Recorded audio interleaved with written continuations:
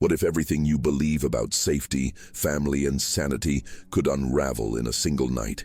Imagine waking to find your parents gripped by terror, forcing you to flee your home with nothing but a suitcase and a gnawing sense of dread. No explanations, no goodbyes, just the cold certainty that something or someone is out there, watching, waiting, hunting. Tonight, we delve into one of the most disturbing real-life mysteries in recent history, the story of a family whose ordinary life shattered overnight, leaving behind only unanswered questions, shattered trust, and the chilling suspicion that the true threat was never outside their door, but lurking within their own minds. Was it paranoia, a hidden enemy, or something far more sinister that drove them to the brink? The truth is more unsettling than you can imagine, and by the end of this video, you may never look at your own family or your own fears the same way again. Before we uncover the secrets behind this haunting case, I have a quick question for you. Did you know that most people who watch our videos aren't subscribed to the channel? If you want to keep exploring the world's darkest mysteries and uncovering stories that will keep you up at night, hit that subscribe button now. By subscribing, you make sure you never miss the chilling truths and hidden horrors we reveal, stories you won't find anywhere else. Stay with us until the end. What you're about to hear will change the way you see the world and, yourself forever. I never thought I'd be the kind of person who'd leave everything behind in the middle of the night. But that's exactly what happened on August 29th, 2016. My name is Mitchell, and until aquella semana, my family and I lived a quiet, predictable life on our blackcurrant farm near Melbourne. We weren't the type to draw attention, but that morning my parents woke us up before sunrise and told us to pack only what we could carry. No phones, no cards, no explanations. My father's hand shook as he locked the front door, leaving the keys on the kitchen table. I remember the silence in the car as we drove away from everything we'd ever known. Not a word spoken, just the hum of the engine and the weight of something unspoken pressing down on all of us. I tried to make sense of it as we sped down the empty highway, my mother glancing nervously at the rearview mirror every few minutes. Dad kept muttering about them tracking us, insisting we had to stay off the grid. I wanted to believe it was just stress, maybe a bad dream, but the fear in their eyes was real. We left our animals, our money, even our passports behind. The only thing we took was a wad of cash and a growing sense of dread. By the time the sun rose, I realized this wasn't just a family trip. It was a flight from something I couldn't see or understand. By the time we crossed into New South Wales, the sense of unease had settled into something heavier. My father's paranoia grew with every mile. He kept insisting that we were being followed, checking the rearview mirror so obsessively that it made the rest of us anxious. At one point, he told me to throw my phone out the window, convinced it was a tracking device. I hesitated, but his tone left no room for argument. The phone hit the asphalt and disappeared behind us, and with it, any last connection to the outside world. My sisters, Rihanna and Ella, exchanged worried glances, but neither dared to challenge him. We drove in silence, the bee only sound the tires humming against the road and my mother's shallow breathing. We reached Bathurst after what felt like an endless drive. The exhaustion was overwhelming, but my parents refused to stop for long. They kept talking about them, faceless threats that, according to my father, could find us at any moment. That was when I realized I couldn't go on with them. I told my parents I needed air and stepped out at a gas station, heart pounding. I watched their car pull away, my mother's, face pale in the window, and for the first time, I felt truly alone. I took a bus to Sydney that night, replaying every moment in my head, trying to understand how my family had unraveled so quickly. After I left, the rest of my family kept moving, but the cracks were already showing. According to what Ella later told me, Dad's paranoia only got worse. He started accusing strangers at gas stations of watching us, and at one point, he even made everyone switch seats in the car, convinced it would throw off anyone tailing us. They barely slept, driving through the night, stopping only when absolutely necessary. My sisters tried to reason with my parents, but nothing got through. It was like they were trapped in a nightmare that kept getting more real with every passing hour. Eventually, the tension reached a breaking point. Near the Genelin caves, Ella and Rihanna decided they couldn't take it anymore. In a moment of panic, they took the car keys while my parents were distracted and drove off, leaving Mom and Dad behind. They didn't have a plan, just a desperate need to escape the suffocating fear that had taken over our family. But even together, my sisters couldn't hold it together for long. The stress and exhaustion caught up with them, and after a heated argument in Goulburn, they split up. Ella kept driving south while Rihanna, disoriented and barely functioning, hid in the back seat of a stranger's car, hoping just to get away from everything. Back home, news of our disappearance spread quickly. Neighbors noticed the farm abandoned, animals unfed, doors left unlocked, important documents scattered across the kitchen table. Police arrived soon after, launching a search that made headlines. I saw my own face on TV next to my sisters as the media speculated wildly about what had happened to us. The truth was, I didn't have answers either. I kept replaying the last few days in my mind, trying to understand how my stable, hard-working family had fallen apart so suddenly. It felt like a fever dream, but the fear and confusion were real. Meanwhile, Ella managed to drive back home late one night, exhausted and shaken. Her story barely made sense to the authorities. She couldn't explain why she'd left, or how things had gotten so out of control. Rihanna, on the other hand, was found by police in a catatonic state after hiding in the back seat of a stranger's car. She was taken to a hospital unable to speak or remember much of what had happened. My mother, Jacoba, was discovered days later, wandering confused in a motel far from home. Each of us was found separately, scattered across the state, as if whatever had driven us apart still lingered in the air, making it impossible to come back together all at once. After the authorities found each of us scattered across different towns, the questions started piling up. The police wanted to know why we'd left everything behind, why we'd traveled so far without telling anyone, and why our stories didn't quite match up. I struggled to explain it. The truth was, I still didn't fully understand what had happened to us. My parents, especially my dad, seemed convinced that someone was after us. Something about money, or maybe just a vague sense that we weren't safe. The fear had crept in slowly, turning every shadow into a threat, every stranger into a potential enemy. It was like we'd all been caught in the same fever, except for me, who just wanted to keep everyone safe. In the weeks that followed, the media swarmed our farm, desperate for answers. Reporters camped outside our gates, speculating about everything from criminal threats to mental breakdowns. Some experts said we'd experienced a shared psychosis, something called folie à deux, where paranoia spreads through a close-knit group. Others blamed stress, or even chemicals from the farm. My sister Ella faced charges for stealing a car, but they were dropped after the owner agreed not to press charges. Eventually, the attention faded, and we tried to return to our old routines, but nothing felt quite the same.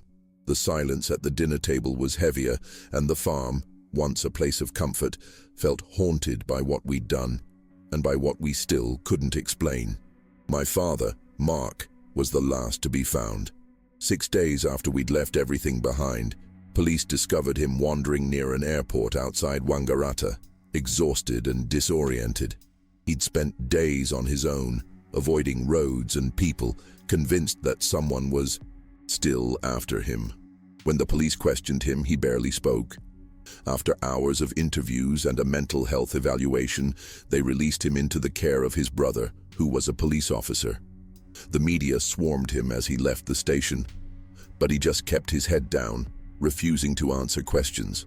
Later, he issued a short statement, apologizing for the pain and confusion we'd caused, but he never explained what had truly happened to us. After the dust settled, we tried to pick up the pieces of our lives. The farm was just as we'd left it, animals hungry, documents scattered, doors unlocked as if we'd only stepped out for a moment. We went back to our routines, but something had changed. The silence between us was deeper than before, and none of us spoke much about those days. Reporters lost interest, and the world moved on. But the questions lingered. Why did we run? What exactly were we afraid of? Even now, years later, I still don't have the answers. All I know is that for a brief moment, fear took over everything, and it left a mark that never really faded. After everything that happened, the questions only multiplied. The police, the media, even distant relatives wanted to know what could push a stable family into such chaos. Some experts called it a case of shared psychosis, folie à deux, or in our case, folie à plusieurs. They said it happens when paranoia and delusion spread within a close group, feeding off each other until it feels impossible to break free. Looking back, I can see how my parents' fear infected the rest of us, especially my sisters. It was like being caught in a storm you can't see, only feel. One minute you're just living your life, and the next you're convinced the world is out to get you. Others blamed chemicals from the farm, or just the slow grinding pressure of running a business and keeping up with daily life. My brother said it was just stress, plain and simple, building up until it snapped. There were rumors that we owed money or were running from something criminal, but the police found nothing. In the end, the real reason never came out. We all just went back to work, pretending nothing had happened. But I could still feel the tension in the house. Sometimes, late at night, I'd catch my parents whispering in the kitchen, their voices low and urgent, as if the fear never really left. In the months that followed, our lives slowly slipped back into a routine, at least on the surface. We went back to tending the blackcurrant fields, paying bills, and pretending nothing had happened. But the truth was, the fear that had driven us apart never really left.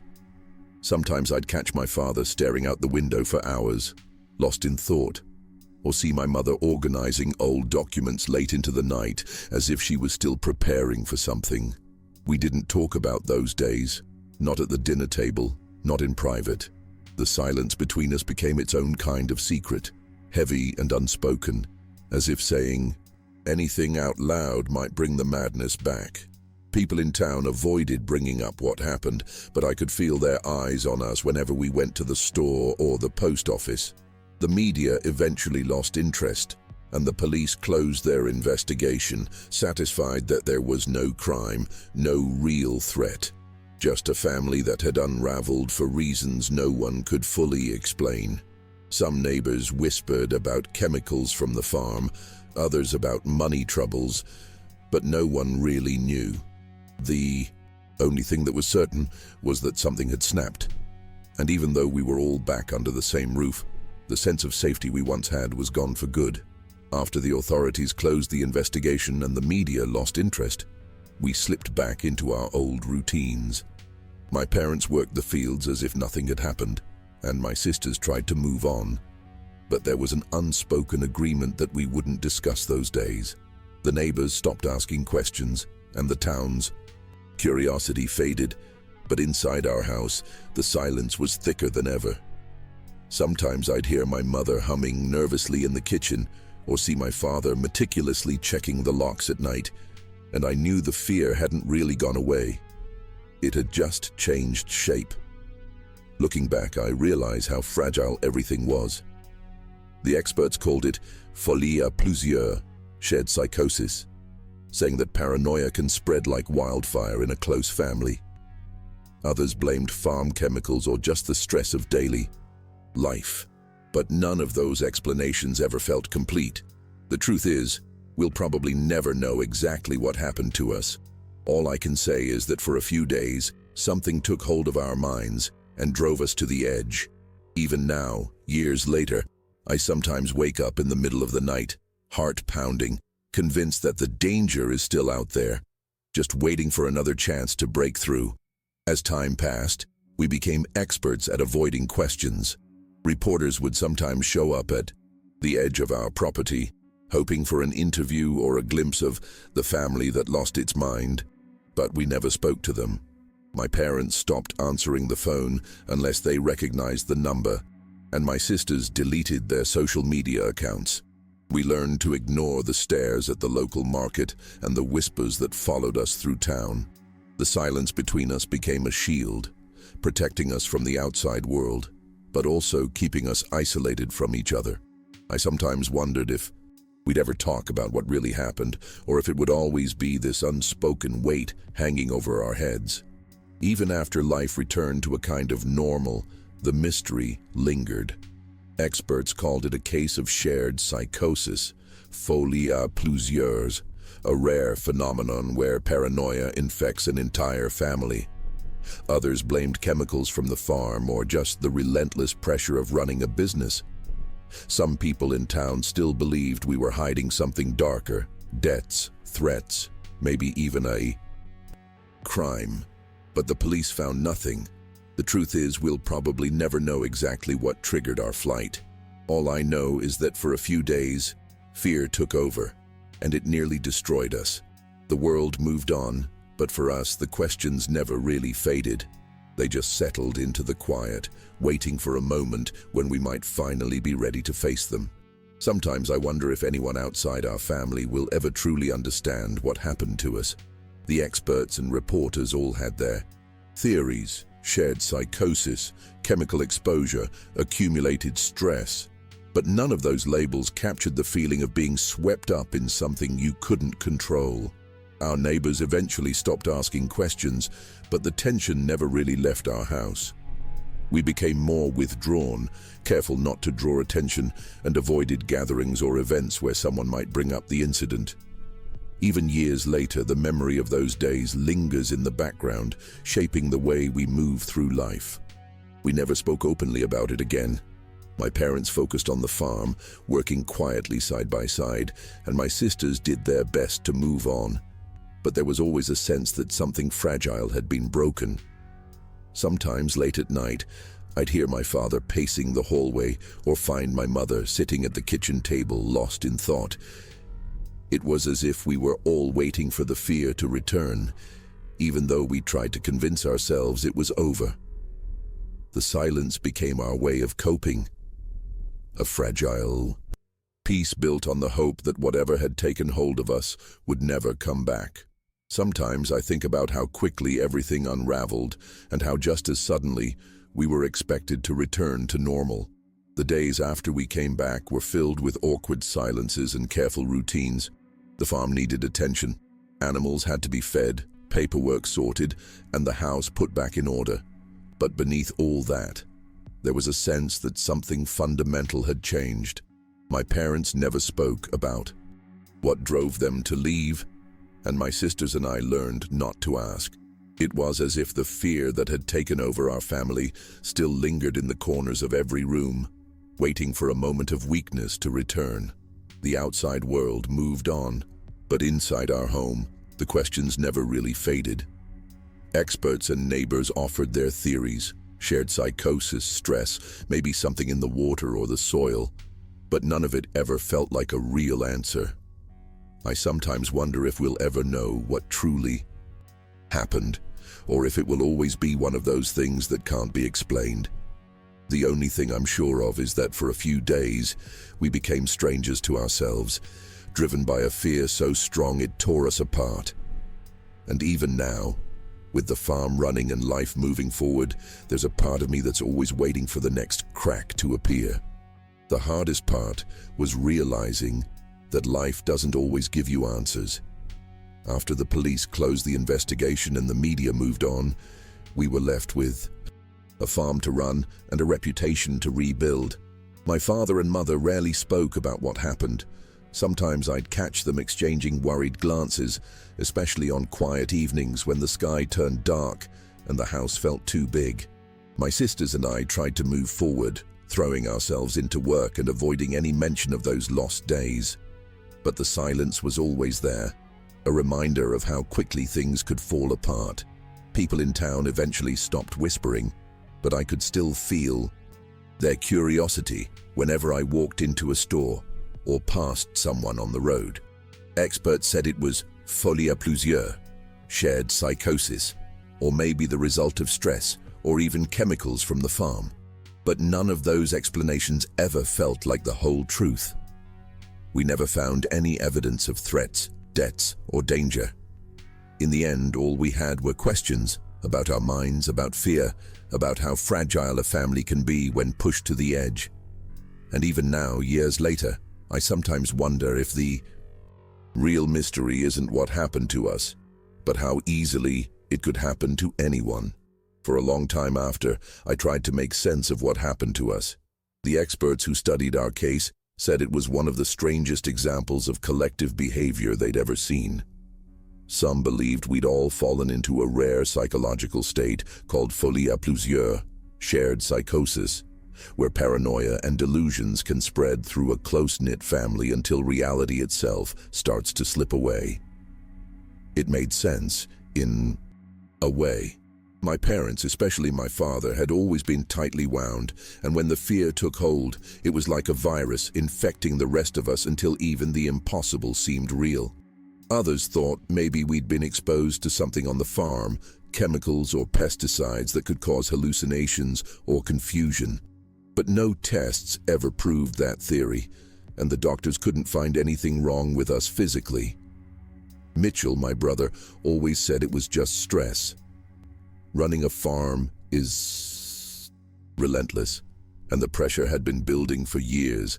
Financial worries, unpredictable weather, the constant responsibility. Maybe it was just too much and something finally snapped. The police looked into everything, debts, threats, even the possibility of criminal activity, but they found nothing. In the end, all the theories felt like guesses. The truth was, we never found a clear answer, and maybe we never will. We just learned to live with the uncertainty, each of us carrying our own version of the story, careful not to let the fear take root again. After the incident, we all tried to slip back into our old lives as if nothing had happened. The farm needed attention, bills had to be paid, and there was always something to fix or clean. But beneath the surface, the tension never really went away.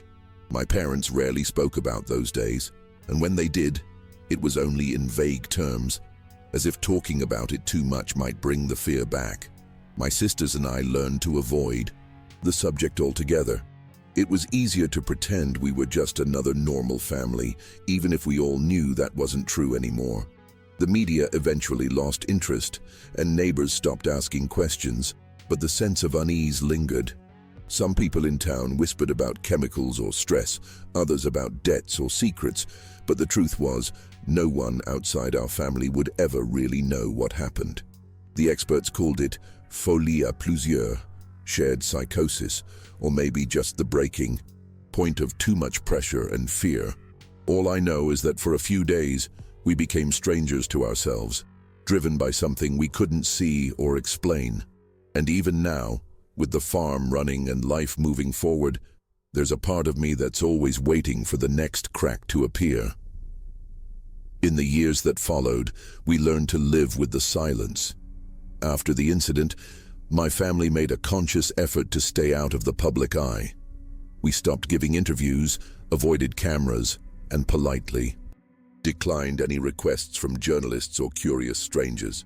The farm became our refuge, a place where we could pretend, at least for a while, that nothing out of the ordinary had ever happened. My parents poured themselves into work, and my sisters and I did the same, each of us clinging to the routines that made us feel safe. But beneath it all, the questions never really went away. Sometimes, when the house was quiet and the fields were empty, I'd catch myself replaying those days, searching for a sign or a reason that might finally make sense of what we'd lived through. The truth is, we never found a satisfying answer. The experts settled on collective paranoia, folie à plusieurs, as the most likely explanation, but that never felt like the whole story. Some suggested chemicals from the farm, others pointed to the relentless stress of running a business, and a few even whispered about secrets or threats that never existed. But none of those theories could explain the fear that took hold of us, or the way it fractured our family overnight. We went back to our routines, kept our heads down, and tried to move on. But the memory of those lost days still lingers, a reminder of how quickly everything can unravel, and how sometimes the real horror is never knowing why. After the dust settled, our family made a conscious choice to keep our lives as private as possible. We stopped answering questions from reporters, avoided interviews, and did everything we could to stay out of the public eye. The farm became our entire world, a place where we could focus on the daily tasks and routines that made us feel safe. My parents, Mark and Jacoba, threw themselves into work, rarely speaking about the events that had turned our lives upside down. My sisters and I followed their lead, each of us quietly trying to rebuild some sense of normalcy, even though we all knew things would never be the same. Theories continued to circulate: shared psychosis, chemical exposure, stress, or even some hidden threat. But none of them ever felt like the whole story. The police found no evidence of deaths or danger, and doctors couldn't point to any physical cause. In the end, we were left with only questions and the uneasy knowledge that something inside our family had fractured, if only for a few days. We returned to our routines, but the memory of what happened lingered, a silent reminder of how quickly everything can fall apart, and how sometimes the true horror is realizing you may never understand why. Our return to normal life was almost as sudden as our disappearance. Within days of being found, we were back at the farm, feeding animals, sorting through the paperwork we'd left scattered, and trying to act as if nothing had happened. The media eventually lost interest, and the police closed their files, satisfied that there was no crime, no threat, just a family that had unraveled for reasons no one could fully explain. Ella's legal trouble over the stolen car was quietly resolved, and the rest of us slipped back into our routines. But beneath the surface, nothing was truly the same. The silence in our house grew heavier, and the questions about our minds, about fear, about what really pushed us to the edge, never went away. People in town stopped whispering, but I could still sense their curiosity whenever we went out. Some believed it was just stress, others blamed chemicals from the farm, and a few still thought there was some darker secret we were hiding. The experts called it folie à plusieurs, shared psychosis, and said it was rare but possible in close-knit families. But none of those explanations ever felt complete. The truth is, we never found a clear answer. We just learned to live with the uncertainty, each of us carrying our own version of the story, careful not to let the fear take root again. Years later, the memory lingers, a reminder of how fragile even the strongest bonds can be, and how sometimes the real horror is never knowing why. Even now, years after it all happened, the details still haunt me.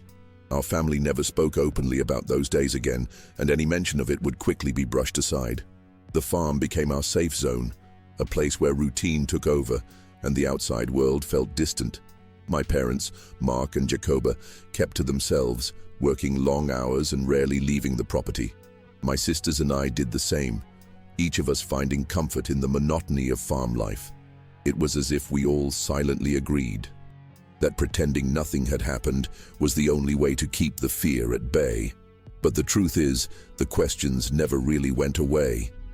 Theories kept circulating long after the media lost interest. Shared psychosis, exposure to farm chemicals, accumulated stress, or some secret threat no one could ever prove. The police found no deaths, no evidence of crime, and no real danger. Experts called it one of the strangest cases of collective paranoia ever seen in Australia. In the end, the only thing we knew for sure was that, for a brief moment, something invisible had taken hold of our family and nearly destroyed us. We returned to our routines, but the memory of those days lingers, a reminder that even the most stable lives can unravel in an instant, and that sometimes the scariest mysteries are the ones that never get solved. The story of what happened to us didn't just fade away, it became a kind of legend. Experts in mental health, police officers, and journalists all tried to piece together the reasons behind our sudden disappearance. Some called it one of the strangest cases of collective behavior ever seen in Australia. Theories ranged from shared psychosis, folie à plusieurs, to the possibility that we'd been affected by chemicals used on the farm.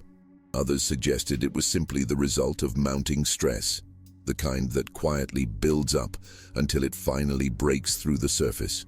Even the police, after all their investigations, admitted they'd never seen anything like it. For a while, our family was at the center of endless speculation. People debated whether we'd been running from something real or just from fears inside our own minds. The media moved on eventually, but the questions never really went away. We returned to our routines, but the memory of those days stayed with us. A reminder that sometimes the scariest mysteries are the ones that can't be solved. The silence we kept wasn't just about protecting ourselves from outsiders. It was also about trying to protect each other from the possibility that it could happen again. Sometimes I wonder if we'll ever truly understand what happened to us. The world moved on, and our family slipped back into the rhythms of farm life. But the memory of those days never really faded. We never talked about it, not with each other, not with anyone else. The silence became our way of coping, a fragile piece that let us keep moving forward. Experts called it shared psychosis. Some blamed stress or chemicals, but none of those explanations ever felt like the whole truth. What I do know is that, for a few days, fear took over our lives and left us changed in ways we'll probably never admit out loud. Now, years later, the farm is still here, and so are we. People in town have stopped whispering and the headlines are long forgotten, but every so often I catch my father checking the locks or my mother staring out at the fields lost in thought. We learned how quickly everything can unravel, how even the most ordinary life can become unrecognizable overnight. Maybe the real mystery isn't what happened to us, but how easily it could happen to anyone, and how sometimes the scariest things are the ones that leave no trace at all. Sometimes, when I walk through the fields at dusk, I catch myself looking over my shoulder, half expecting to see something or someone lurking at the edge of the property. The fear that once took hold of us is mostly gone, but it left a mark that never really faded. We never found out exactly what pushed us over the edge, and maybe we never will. The experts called it shared psychosis.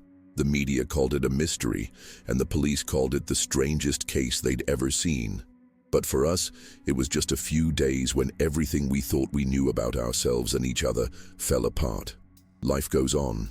The animals need feeding, the crops need tending, and the world keeps turning. We keep to ourselves now, careful not to let anyone too close, and the story that once fascinated the whole country has faded into rumor and speculation. But late at night, when the house is quiet and the only sound is the wind outside, I remember how quickly everything can unravel, and I wonder if, somewhere deep down, the fear is just waiting for another chance to take hold. Sometimes I think the real reason we never talk about what happened is because there are no easy answers. The experts and the media can call it shared psychosis, stress, or something else entirely, but for us it was a moment when reality slipped and fear took over. We went back to our routines, kept our heads down, and tried to move on. But the truth is, what happened to us could happen to anyone. The mind is fragile, and sometimes the things we fear most aren't out there in the world. They're buried deep inside, waiting for the right moment to surface. Maybe that's why, even now, we keep our silence. Some mysteries are too close, too raw, to ever really be solved. What do you think truly happened to the Tromp family that night? Was it fear, something supernatural, or just the darkness within our own minds? Have you ever experienced a moment when reality felt like it was slipping away? Share your thoughts and theories in the comments below. I want to hear your story. If this mystery kept you on edge, don't forget to subscribe and turn on notifications. Most people who watch our videos aren't subscribed, and you won't want to miss the next story that could change the way you see the world. Your subscription is what keeps these dark secrets coming to light. And if you're ready for another chilling case, click on the next video now. It's waiting for you on the screen. Thanks for watching. I'm Jack. See you in the next mystery.